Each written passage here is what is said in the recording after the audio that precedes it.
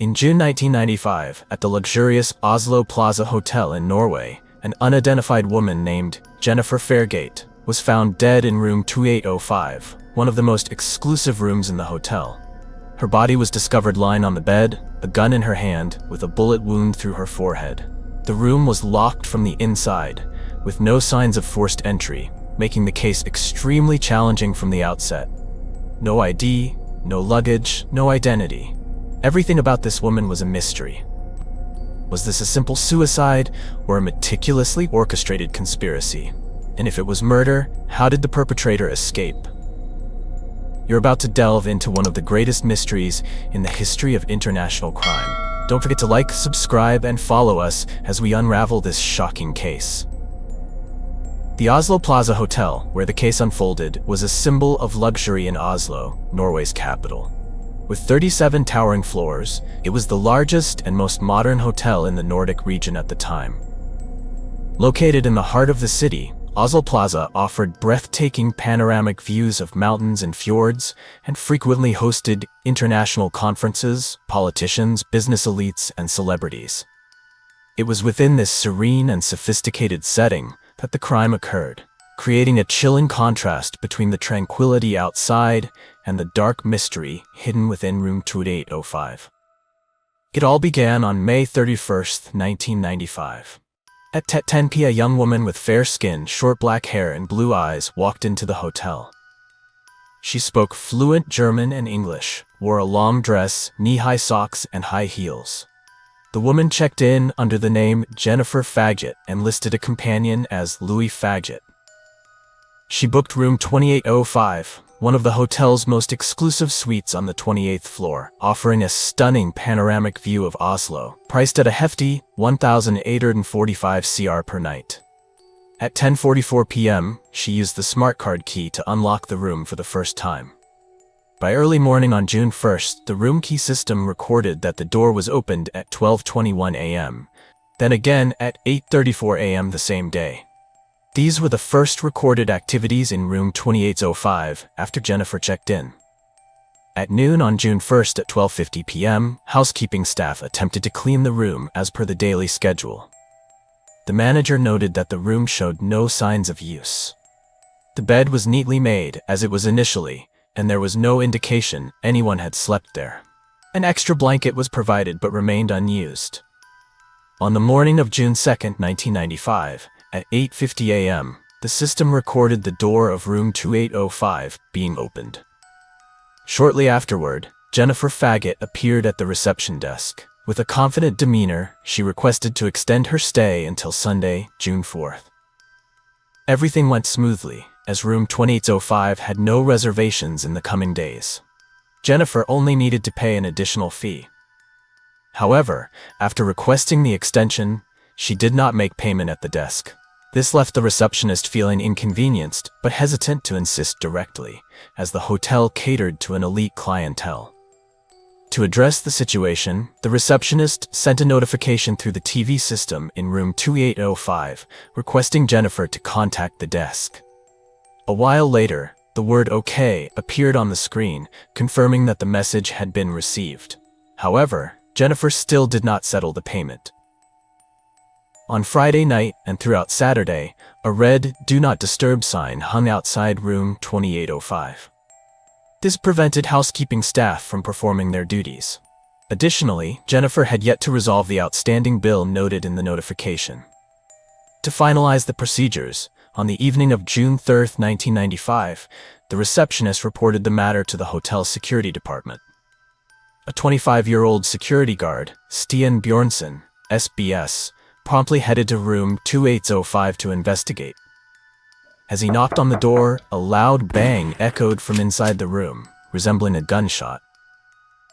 Realizing something was amiss, Stian Bjornson reported the incident to his superior. Shortly afterward, the head of security, Erik Hansen, accompanied Stian back to room 2805. The room remained locked from the inside. Erik decided to use the master security keycard to unlock the door. However, when the door opened, both were stunned to find a woman lying lifeless in a strange position. A bullet wound was clearly visible on her forehead. It appeared she was dead. It took a few minutes for Eric to regain his composure before reporting the incident to the police. Half an hour after receiving the report, the police arrived at the scene. On the bed lay the body of a young woman, dressed in black silk shorts and red high heels. She was lying on her back, her eyes wide open staring at the ceiling, with a bullet hole in her forehead and blood splattered throughout the room. Investigators discovered a 9mm Browning semi-automatic pistol placed on her chest. The victim's thumb was on the trigger, while the muzzle of the gun was stained with blood, a suspicious sign suggesting this might not have been a suicide. The TV in the room was still on, while the room itself was strangely tidy. There were no signs of disturbance or scattered belongings. The victim's fingerprints were found throughout the room, on 3 empty soda bottles, a glass, a bag of potato chips, and a bottle of perfume placed on a small table near the window. Forensic technicians confirmed there were no signs of anyone else having been in the room. The door was double-locked from the inside, and both room key cards were found at the scene. The window was slightly ajar, but the exterior was lined with reflective glass extending 28 floors down, making escape nearly impossible. All initial details suggested the victim had been alone in the room at the time of the incident, implying she had committed suicide. However, this did not explain a series of strange details, leading investigators to question the true nature of the case. The first question was, who was Jennifer Faggot? Police examined the hotel registration, which listed her name as Jennifer Faggot, along with personal details such as her birth date, phone number, and address. The address on the registration led to a small town in Belgium. Norwegian police contacted local authorities in Belgium, asking them to inform Jennifer Faggot's family about her death. But the response they received plunged the case into a strange deadlock. No woman named Jennifer Faggot was registered in that town. In fact, the name did not exist in the Belgian government's population database at all. Norwegian police then attempted to match the victim's face with international databases, but once again, no information matched. This left investigators in a dilemma. This woman did not exist in any official records. The name Jennifer Faggot might have been a carefully crafted alias used to conceal something. Subsequent clues only deepened the mystery. Upon closer examination of the hotel registration, investigators found that the victim had misspelled her own name not once, but twice, writing Faggot as forget. This small detail was noteworthy in a case involving a blurred identity. Furthermore, other details on the registration form, such as her workplace, phone number, and postal code, were confirmed to be non-existent. Police also traced 2 phone numbers that the victim had called from the hotel room. Both numbers turned out to be fake. Forensic experts made another shocking discovery. Jennifer Faggot was not 21 years old as stated on the registration, but was estimated to be between 25 and 35 years old. These clues clarified that the victim not only used a false identity, but also deliberately fabricated an untrue story about herself. If Jennifer Faggot, the woman presumed to have committed suicide in room 2805, did not exist in any documents or databases, then who was she? And what really happened in that hotel room? Norwegian police decided to take the victim's fingerprints to compare them against Interpol's international database. Yet again, the results were disappointing. The victim's fingerprints did not match any records in the world. Attempts to search the hotel room for additional clues also proved fruitless. Items such as a passport, wallet, credit cards, cash, keys, or plane tickets, none were found at the scene. Even personal items like a toothbrush, comb, or cosmetics were absent. Only one personal item was discovered in the room, a men's cologne bottle placed on a small table near the window. Described as having a strong, masculine scent, it did not match the elegant and meticulous image of the victim. She had carefully applied makeup, and her teeth were bright white, indicating excellent personal care. This was a puzzling and contradictory detail. While initial assumptions suggested the woman may have abandoned everything in preparation for her death, the evidence gradually pointed in a different direction. All the labels on the victim's clothes, except for the ones she was wearing when she died, had been systematically removed. This was not an ordinary act by a typical individual. In reality, most people only remove clothing labels when they cause discomfort. However, the complete removal of all labels on her clothes was far from coincidental. A Norwegian intelligence officer, Mr. Ola Kander, theorized that this systematic removal was a classic method used by spies or large criminal organizations to hide identities. If true, Jennifer might have been a secret agent who was being tracked and killed. But if so, who tracked and murdered her? All suspicions focused on the man Jennifer listed in the hotel registration under the name Louis Faget.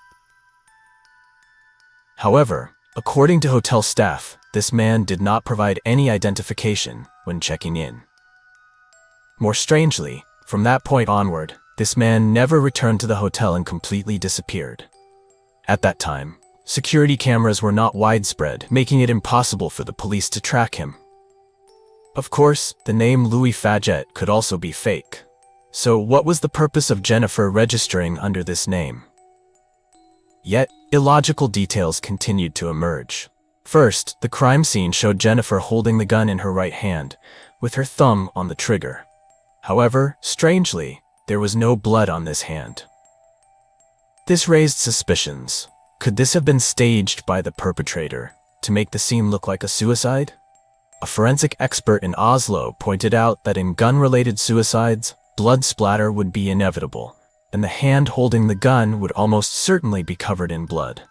Jennifer's completely clean hand defied typical forensic rules. Additionally, the 9mm Browning gun Jennifer held was not the type of weapon easily acquired.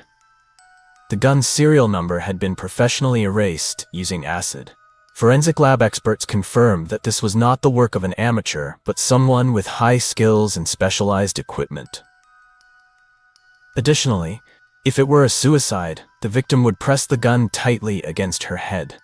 The bullet, exposed to high heat and friction inside the barrel, would raise its surface temperature significantly.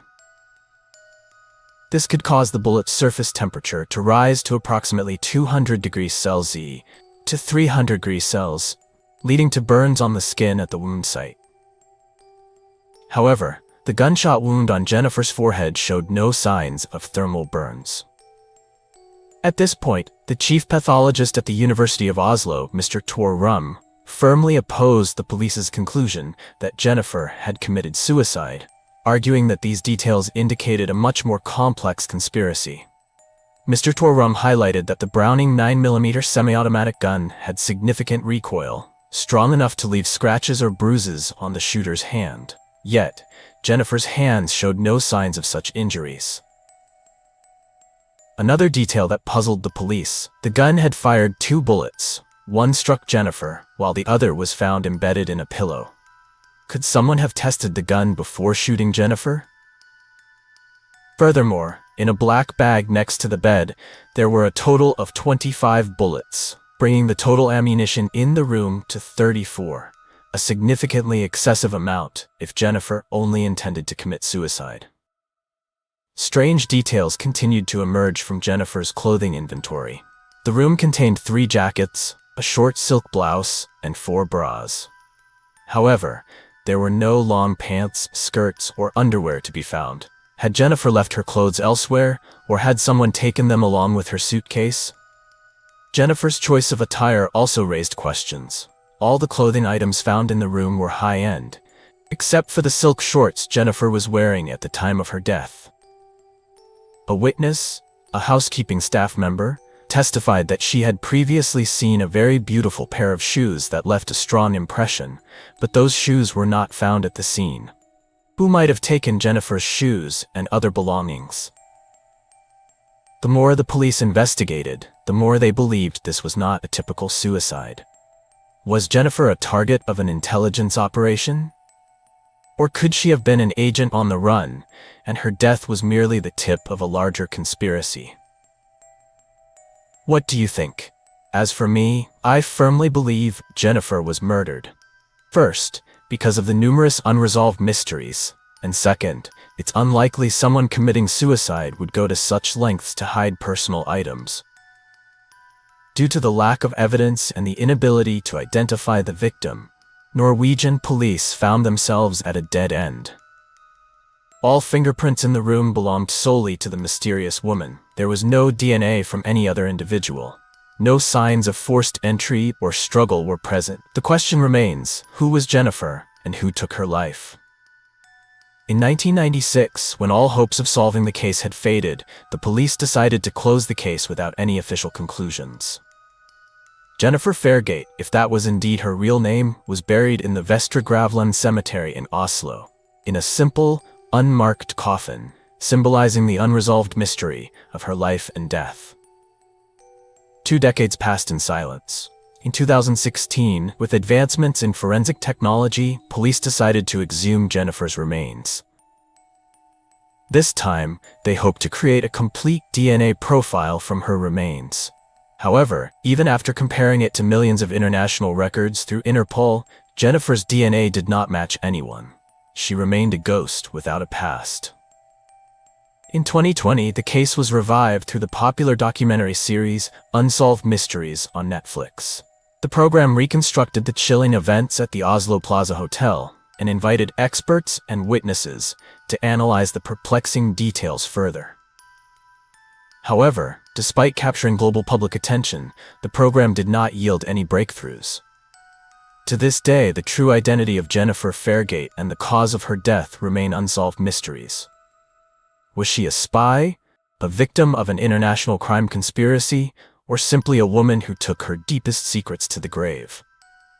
These questions continue to haunt not only Norwegian police, but also millions of curious minds worldwide. This concludes our video.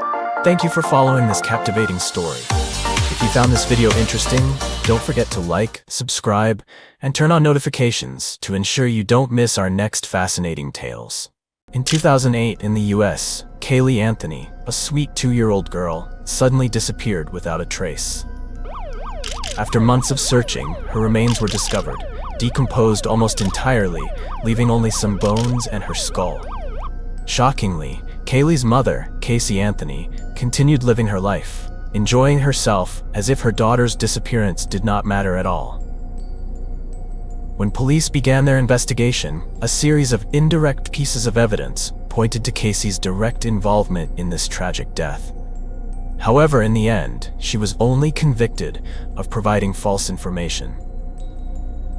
This verdict enraged the American public, who believed the justice system had failed. You are watching a true story. Let's uncover the dark secrets and thrilling details you've never heard before. Don't forget to like and subscribe to our channel to follow today's story. Our little girl, Kaylee Anthony, was born on August 19, 2005 at a hospital in Orlando. Her mother, Casey, claimed that Kaylee was the child of an ex-boyfriend, but the father's identity remained a mystery. In fact, when Casey's ex-boyfriend heard about her giving birth, he rushed to the hospital and claimed to be Kaylee's father. However, this happiness lasted just over a month before a DNA test revealed that the man was not Kaylee's biological father. Casey quickly changed her story, asserting that Kaylee was the result of a brief relationship with another man. Unfortunately, this man had died in a car accident and was cremated, leaving the truth unverified. Kaylee was raised by her grandparents, Cindy and George Anthony, who adored her deeply and regarded her as the joy of their lives. Meanwhile, Casey, Kaylee's biological mother, remained emotionally distant. Despite being hurt by the revelation about Kaylee's parentage, Casey's ex-boyfriend still proposed to her. However, Casey declined, claiming she couldn't live a life tied down to a husband and kids. Casey soon broke up with her boyfriend and moved back in with her parents, but she did not fulfill her responsibilities as a mother. She frequently left Kaylee with her grandparents while she partied late into the night. As Kaylee grew to become the center of Cindy and George's affection, Casey started showing jealousy. She felt that her daughter had stolen the family's attention and love. This marked the beginning of tensions in the Anthony household. Casey's parents often scolded her for neglecting Kaylee, which only deepened Casey's resentment. "I'm not a failure. I have my own life," Casey shouted during a heated argument with her mother. Casey's dissatisfaction and jealousy toward her daughter grew over time. According to psychologists, this may have been the root cause of the eventual tragedy. On June 16, 2008, Kaylee had just turned 2. That evening, Casey and her mother, Cindy, had a fierce argument. Cindy demanded that Casey take responsibility for her daughter. Casey insisted that she had fulfilled her duties as a mother. After the argument, in a fit of rage, Casey took Kaylee and left the house. It was the last time her grandparents saw her alive. Over the following month, Cindy repeatedly called Casey to check on Kaylee, but Casey always had excuses, claiming she was too busy. When asked why she hadn't brought Kaylee back to visit, Casey replied, "She's with the nanny." Cindy disagreed with this arrangement, but had no way to intervene. This continued until July 15, 2008, when a sudden phone call from a towing company shattered the fragile peace. The company reported that Casey's car had been sitting in their lot for over 2 weeks and asked the family to retrieve it. However, the car didn't belong to Casey, but to Cindy. Casey had borrowed her mother's car but abandoned it at a shopping center parking lot when it ran out of gas. Cindy and George immediately went to the towing yard to investigate. As soon as they opened the car door, an overwhelming stench hit them. A yard worker nearby had to step back and cover his nose, saying, "That's the smell of a dead body." George Anthony, a former police officer, was also at the scene. After a moment of silence, he said, "That's definitely the smell of a dead body. There's no mistaking it." Cindy and George anxiously searched the car but found nothing except a bag of trash and some personal items. Fear and uncertainty engulfed them, but they couldn't draw any conclusions. That night, Cindy and George immediately went to Casey's residence to demand to see Kaylee. Casey opened the door with a nonchalant expression. When her mother pressed her with questions, she shrugged and said, "She's missing." Cindy screamed, "Missing? What? Since when?" Casey calmly replied, as if it wasn't a serious matter. 31 days. "Didn't I tell you? I left her with the nanny, but they disappeared." Cindy nearly lost her mind. "Disappeared? I'm the one who raised Kaylee, and you just let her vanish like that? Why didn't you call the police?" Casey casually responded, "It's just a nanny. If she's gone, she's gone. I didn't want to bother anyone." Enraged, Cindy immediately called the police to report Kaylee missing, ignoring Casey's pleas. "Mom, don't make a big deal out of this." When the police arrived, they demanded that Casey take them to the nanny who allegedly kidnapped Kaylee. Casey identified the nanny as Zenaida Gonzalez.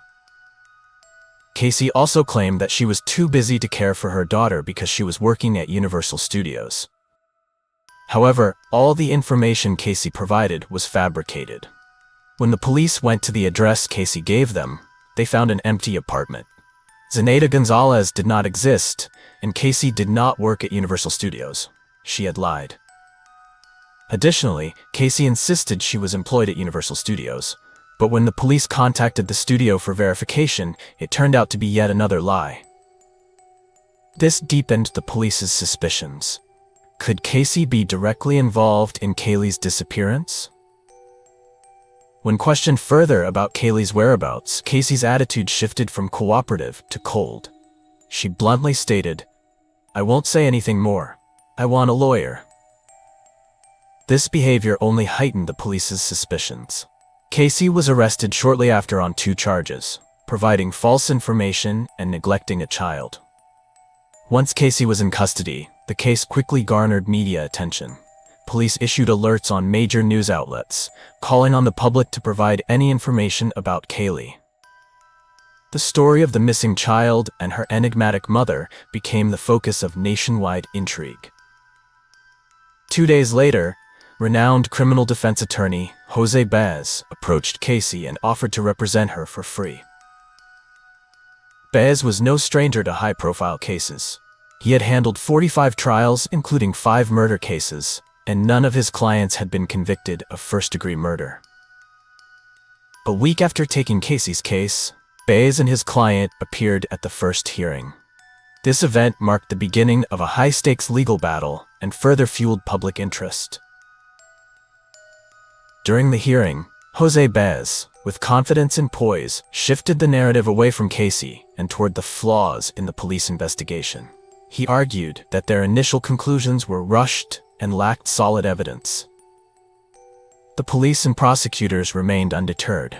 They presented preliminary evidence, including the smell of decomposition in Casey's car and her verifiable lies. However, the hearing took a shocking turn when photos of Casey's lifestyle after Kaylee's disappearance were revealed. These photos showed Casey dressed provocatively, dancing wildly at parties, and laughing with various men. Notably, all the photos were taken after June 16, 2008, the date Kaylee was last seen. There were no signs of a grieving mother, only a woman seemingly celebrating her newfound freedom. On July 2, 2008, just 2 weeks after Kaylee's disappearance, Casey went to a tattoo parlor and got the Italian phrase "Bella Vita," beautiful life, inked on her shoulder. Through her lawyer, Jose Baez, Casey attempted to defend herself. In an interview, Casey claimed, "I miss my daughter deeply. This pain cannot be expressed in words, but the way I cope with grief might be different." Casey further explained that partying and getting a tattoo were ways to balance her emotions and alleviate the profound sorrow she felt. However, her statements failed to quell public outrage. On November 8, 2008, hundreds of volunteers joined a large-scale search in areas where Casey might have been before Kaylee disappeared. The search focused on swamps and vacant lots near the Anthony residence. The search lasted 3 days, involving police, cadaver dogs, and even drones. Despite their best efforts, no clues about Kaylee were found. A month later, on December 11, 2008, near a small creek less than a mile from Kaylee's grandparents' house, a utility worker accidentally discovered a small skeleton and reported it to the police. Police quickly arrived and secured the area. The skeleton was found inside a trash bag, along with some children's toys, duct tape, and a small blanket. The scene also revealed that the plastic bag containing the body was left in a waterlogged swamp area, which may have slowed the rate of decomposition over time. However, this also made determining the cause of death significantly more difficult. After reconstructing the scene and the skeletal remains, forensic experts could not determine the exact time of death. However, the level of decomposition suggested that the victim had died approximately 6 months before being discovered. Investigators noticed that the victim's skull had duct tape wrapped tightly around the mouth and nose, leading them to suspect asphyxiation as the cause of death. Initial forensic analysis confirmed that the skeletal remains belonged to Kaylee Anthony, the missing 2-year-old. This identification was based on DNA samples from her teeth and skull. Alongside the body, forensic experts found small strands of hair inside the plastic bag, one of which matched Kaylee's DNA. These strands exhibited characteristics of post-mortem hair, further suggesting that the body had been hidden in a decomposed state. Additionally, chemical analysis detected traces of chloroform on the blanket and the plastic bag. Chloroform is an organic halogen compound. Inhalation in small doses can cause dizziness, drowsiness, or unconsciousness. In high doses, it can lead to nervous system damage, respiratory failure, and death. This became a critical point of evidence suggesting that the victim might have been poisoned. Investigators expanded their probe into Casey's computer search history.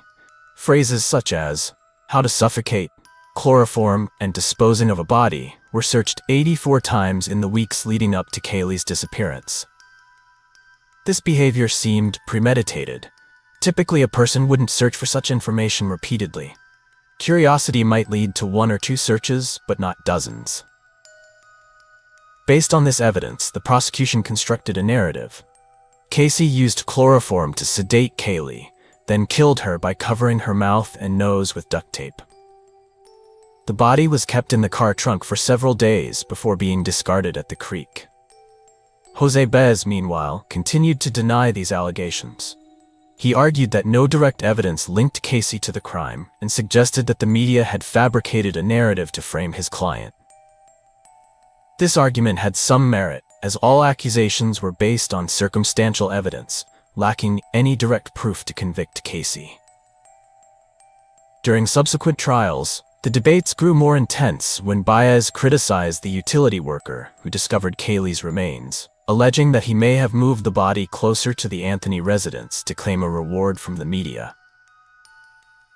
Prosecutors countered, arguing that all the evidence pointed to Casey. They emphasized, "We cannot ignore her lies, her irresponsible behavior, and the undeniable traces found in her car." Casey remained silent throughout the trials. Her demeanor, at times smiling, at other times emotionless, infuriated the public. Photos of Casey partying after Kaylee's disappearance were shown in court. The prosecution questioned, "Is this how a grieving mother expresses her love for her missing daughter?" The defense argued that these photos held no legal relevance and were merely a tactic to tarnish Casey's image. Baez concluded, "No direct evidence, no murder case." The drama peaked when the duct tape on Kaylee's skull was presented as evidence. The prosecution declared, "This is a clear indication of premeditated murder." However, the defense continued to challenge the evidence collection process, suggesting flaws in identifying the traces of chloroform. The trial spanned several weeks, with numerous witnesses, forensic experts, and attorneys debating in court. The public was split into two factions, those demanding justice for Kaylee and those defending Casey. Ultimately, after weeks of contentious arguments, on July 5, 2011, the jury reached a decision. Casey Anthony was acquitted of first-degree murder due to insufficient direct evidence. The verdict caused an uproar in the courtroom. Kaylee's family broke down in tears, while Casey breathed a sigh of relief. The nation was divided. Some condemned the judicial system, while others believed Casey was a victim of media persecution. However, Casey didn't escape completely unscathed. She was convicted on 4 counts of providing false information to the police and received a 4-year sentence. Having already served her time in jail, Casey was released just weeks after the trial. But her life would never return to normal. The public continued to monitor Casey, with many convinced she had evaded justice. Once a young mother, Casey became a symbol of controversy and outrage. Some lawyers and legal experts describe this as one of the most extraordinary cases in American judicial history where justice seemed elusive. After her release, Casey attempted to rebuild her life, but remained overshadowed by suspicion and public animosity. Kaylee's grandparents, Cindy and George Anthony, never fully recovered from the loss of their granddaughter. Their relationship with Casey was irreparably broken. The Casey Anthony case inspired numerous books, documentaries, and TV shows, all attempting to answer the question, who was truly responsible for Kaylee's death? Years later, those involved in the investigation continued to seek answers, yet the truth might remain buried forever. What do you think caused Kaylee's death? Who do you believe was responsible for her tragic fate? As for me, I firmly believe Casey must bear full responsibility, possibly stemming from her argument with her mother. Kaylee Anthony, a sweet, innocent 2-year-old, became a symbol of loss and tragedy. Candles, photos, and flowers still adorn the site where her body was found, a somber reminder of justice unfulfilled. This concludes today's video.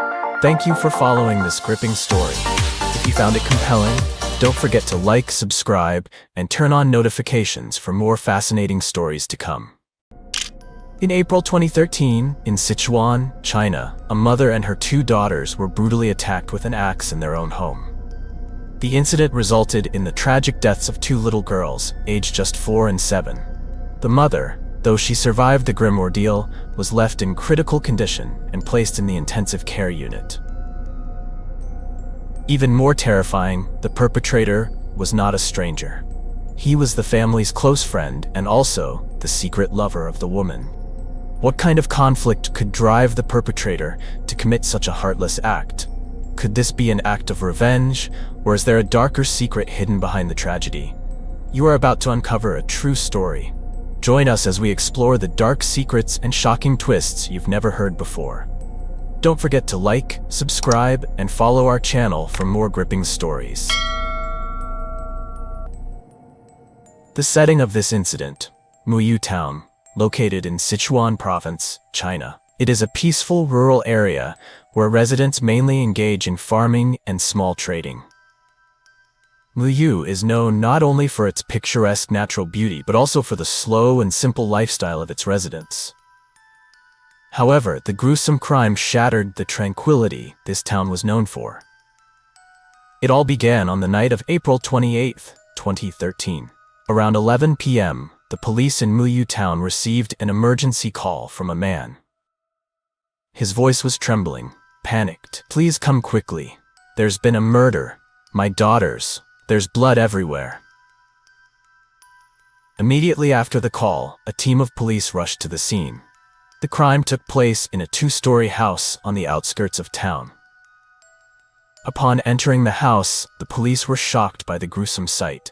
The living room floor was soaked in blood, and a young girl lay motionless with deep head wounds. In the bedroom, they found the wife collapsed on the bed, her body covered in blood. Beside her was another severely injured young girl. All three were rushed to the hospital in critical condition. The police launched an investigation and quickly identified the individuals involved. The man who reported the incident was Mr. Mu. The female victim was his wife, Zhao Li, and the two daughters, aged 4 and 7, were identified as Mu Xiaohua and Mu Xiaoyun. While forensic experts began collecting evidence, Mr. Mu tearfully recounted the events. He explained that he had just returned home after playing mahjong with friends until late at night. Upon entering the house, he discovered his youngest daughter lying lifeless on the floor, and his wife and elder daughter gravely injured in the bedroom. In panic, he immediately called the police. Inside the house, the police found a bloodied axe discarded on the ground floor. A quick examination confirmed that the blood on the axe matched that of the three victims. However, what was suspicious was that the perpetrator had left no fingerprints on the weapon, indicating careful preparation for the crime. Additionally, numerous bloody footprints were found on the floor. Initially, investigators considered the possibility of multiple perpetrators, but it was later revealed that curious neighbors entering the scene had compromised much of the evidence. The living room was the focal point of the crime, with blood splattered across the walls, an overturned sofa, and a shattered glass table. In the bedroom, the bed sheets were soaked in blood, and personal items were scattered all over the place. Investigators speculated that a struggle had occurred between the victims and the perpetrator before the brutal attack. One detail that caught the police's attention: there were no signs of forced entry at the door, suggesting that the perpetrator either had a key or was willingly let in by the victims. This strongly indicated that the perpetrator was an acquaintance of the family. For now, this was the extent of what the police had gathered. The entry of neighbors into the crime scene before law enforcement's arrival severely compromised the integrity of the evidence. At the hospital, after emergency treatments were completed, doctors provided a preliminary report on the victim's conditions. The tense atmosphere intensified as each piece of information was disclosed. For Mu Xiaohua, the youngest daughter, she had passed away before reaching the hospital. The cause of death was a strong blow to the head, which caused a fractured skull and severe brain hemorrhaging. Bruises on her wrists indicated that she had been restrained while trying to struggle. Mu Xiaoyun, the elder sister, was admitted in critical condition but succumbed a few hours later. She suffered 8 wounds, including a deep chest injury that damaged her lungs and aorta, leading to massive blood loss. The injuries on her arms were similar to those of her younger sister. Zhao Li, the mother, was the sole survivor but remained in critical condition. The medical report indicated 6 severe injuries, including a shoulder wound and a heavy blow to the temple, causing brain trauma. Her chances of recovery were slim at the time. During the investigation, villagers provided additional information about the Mu family. They were not a wealthy family. Just last month, the couple had purchased the current 2-story house for 180,000 yuan. They could only afford to pay 130,000 yuan up front and had to pay the rest in installments. Muyu Town was a small place where everyone was familiar with each other's circumstances. As a result, the police quickly ruled out robbery as a motive. Mr. Mu confirmed that no money or valuables were missing, and there were no signs of ransacking in the house. Investigators shifted their focus to the possibility of revenge or personal conflict as the motive. It was revealed that Mr. Mu frequently had arguments and scuffles while playing mahjong.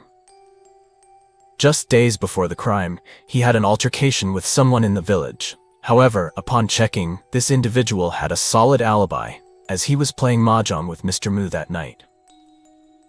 Regarding Mr. Mu, there was no suspicious behavior.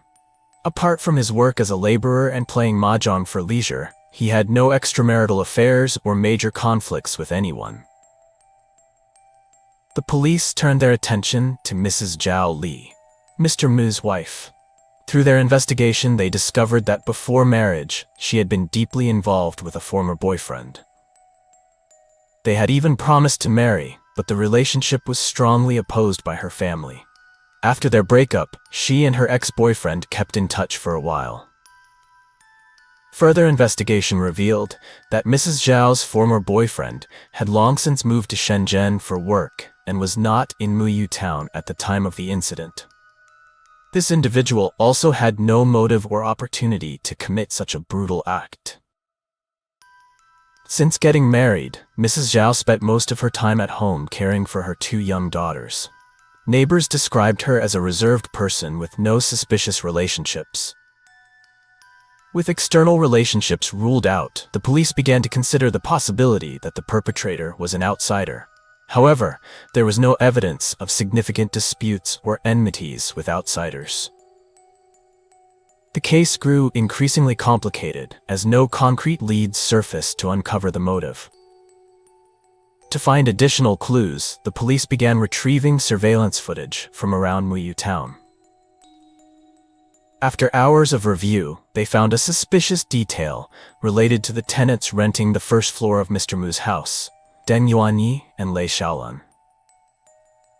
When summoned, Yuanyi and Xiaolan claimed they had gone to Xiaolan's parents' home on the day of the crime and were not in town. They denied knowing anything about the tragedy. However, surveillance footage showed Yuanyi in town on the night of April 28th, proving that the couple had lied and making them the primary suspects. Investigators discovered that at around 3 p.m. on April 28th, Yuanyi had taken his wife and child out of Muyu Town. However, by 4 p.m. that same day, he returned alone via a different route. Camera footage showed Yuanyi leaving town only around 10 p.m. on a motorcycle. Thus, he was present in Muyu during the time of the crime. Sheet 1's suspicion grew stronger, prompting the police to raid Xiaolan's parents' house to gather more information. There, they found neither Yuanyi nor Xiaolan, but Xiaolan's sister was washing a blood-stained outfit and pair of shoes. When questioned about the bloodstains, Xiaolan's sister panicked and blurted out, I don't know anything. Yuanji killed someone. After committing the crime, he had come to her, asking her to wash the bloody clothes and shoes. Yuanyi and Xiaolan had then fled town later that night. Upon receiving this information, the police quickly issued an arrest warrant. A checkpoint was set up on roads leading out of town. Shortly after, Yuanji and Xiaolan were apprehended while attempting to pass a checkpoint on a motorcycle. At the same time, at the hospital, Mrs. Zhao regained consciousness after days in a coma. In a frail state, she revealed a shocking secret, shedding light on the true motive behind the crime. This secret perfectly matched Yuanyi's confession. From this point, all clues began to align, and the crime's true narrative started to emerge. Both Yuan Yi and Mrs. Zhao admitted to having a clandestine affair that had lasted nearly a year without anyone knowing. This secret relationship began in July 2012, when Mr. Mu had to work far from home and entrusted Yuan Yi, a neighbor and close friend, to help take care of his wife and children in emergencies. Initially, their interactions were purely acts of assistance. However, as they spent more time together, Mrs. Zhao's loneliness and their growing closeness sparked a romantic connection. They quickly entered into a risky and passionate extramarital affair. Everything became more complicated 4 months ago when Mr. Mu's family decided to purchase a new house. Mrs. Zhao felt that the distance between her and Yuan Yi was too great, so she persuaded her husband to let Yuan Yi's family move into the first floor, citing cost savings and convenience for mutual care. Despite his apprehension, Yuan Yi could not resist Mrs. Zhao's allure and agreed to move into the same house. They tried to conceal their illicit relationship under the same roof and were fortunate that no one suspected a thing. During this time, Mrs. Zhao frequently asked Yuan Yi for money, usually 200 to 300 yuan at a time. She used the money to buy new clothes and deliberately flaunted them in front of Yuan Yi's wife. This made Yuan Yi anxious and uneasy, fearing that Mrs. Zhao's bold actions would expose their relationship.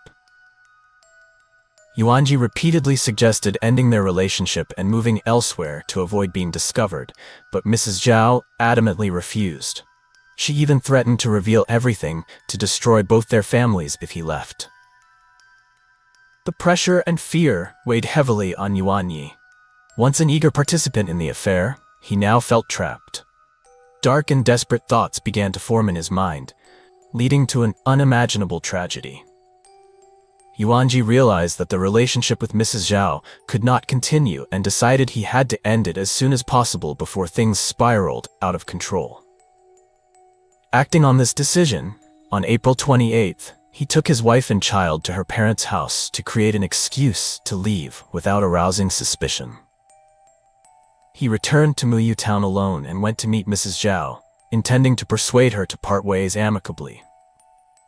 Knowing the family's routine, Yuan Yi chose a time when Mr. Mu was playing mahjong, and Mrs. Zhao was at home alone with her 2 daughters. The meeting quickly escalated into a heated argument when Mrs. Zhao demanded at least 10,000 yuan as a breakup fee. She threatened to tell Mr. Mu everything if he didn't comply, shattering his family. Enraged and panicked, Yuan Yi pulled out the axe he had brought to threaten Mrs. Zhao. Instead of being scared, she became more aggressive, shouting insults and telling her eldest daughter to fetch her father. Fearful of being exposed, Yuan Yi lost control. In his panic, he attacked Mrs. Zhao with the axe. They struggled until Mrs. Zhao lay motionless after the assault. Seeing the 2 young girls crying and terrified, he continued his assault to silence any witnesses. However, since murder was not his original intent, and overwhelmed by panic, Yuan Yi did not check if all 3 were dead before fleeing the scene. He hurried back to his in-laws' house and confessed everything to his wife, Lei Xiaolan. At first, Xiaolan was furious upon learning about her husband's affair and horrifying crime, but after calming down, she decided to help him cover up the crime, fearing their family would be torn apart and their children left fatherless. Together, they planned to clean up the evidence. Xiaolan asked her sister to help wash Yuan Yi's blood-stained clothes and shoes, while the couple planned to leave town to evade capture. However, the police quickly traced clues from surveillance cameras and arrested the couple as they attempted to pass a checkpoint. After gathering sufficient evidence and completing the case file, on December 12, 2013, the Sichuan Provincial People's Court officially opened the trial. It was regarded as one of the most shocking cases in the history of Muyu Town. Yuan Yi entered the courtroom with a tense expression, while his wife, Lei Xiaolan, stood quietly beside him, looking fatigued. The prosecutor began the trial by detailing the entire sequence of events. From Yuanji planning to meet Mrs. Zhao, the argument leading to the murders, to his flight and the involvement of his wife and her sister in covering up the crime. Graphic crime scene photos were displayed during the trial, shocking those in the courtroom. The victim's family wept as images of the two young girls were shown. Yuan Yi did not deny his crime. He claimed his actions stemmed from Mrs. Zhao's threats to expose their affair and demands for money. However, the prosecutor argued that this could not justify his brutal actions. Xiaolan was questioned about her role in helping her husband conceal the crime. Initially, she claimed she acted out of fear of her husband's abuse. But when the prosecutor presented text messages between her and her sister, showing her deliberate involvement in cleaning the blood-stained items, her defense quickly fell apart. Xiaolan's sister also faced trial. She admitted knowing about the crime, but said she was coerced into helping her brother-in-law. However, the judge emphasized that she was still legally responsible for aiding in the cover-up. A key moment of the trial was Mrs. Zhao's testimony. After recovering in the hospital, she recounted the entire story, from her relationship with Yuan Yi to the horrifying moment he attacked her and her children. Despite her frailty, her testimony became direct evidence that left Yuan Yi no room for denial. Defense lawyers tried to mitigate Yuan Yi's sentence, arguing that he acted in a moment of rage and had no premeditated intent to kill. However, surveillance footage showing Yuan Yi bringing the axe with him proved the act was premeditated. During sentencing, the judge stated that Yuan Yi's actions were cruel and unforgivable. He emphasized that the murder of two innocent children was shocking and caused severe harm to societal trust. Yuan Yi was sentenced to death for murder, inflicting serious injuries, and attempting to conceal his crime. His wife, Xiaolan, received a 5-year prison sentence for aiding and abetting the crime. Her sister was sentenced to 3 years. As the judge announced the verdict, the courtroom fell silent. The victim's family wept, while Yuan Yi lowered his head without saying a word. A bystander whispered, "Justice has been served." Public opinion was divided after the trial. Some believed the death sentence was appropriate, while others argued that Xiaolan and her sister did not deserve such heavy sentences, as they acted under pressure. Although the case was closed, its aftermath haunted the small town of Muyu. Villagers whispered about Mr. Mu's family and the pain they endured. This was not just a family tragedy, but also a wake-up call about the darker side of society. This concludes the video. Thank you for watching this gripping story. If you enjoyed it, don't forget to like, subscribe, and hit the notification bell to stay updated with our next intriguing stories.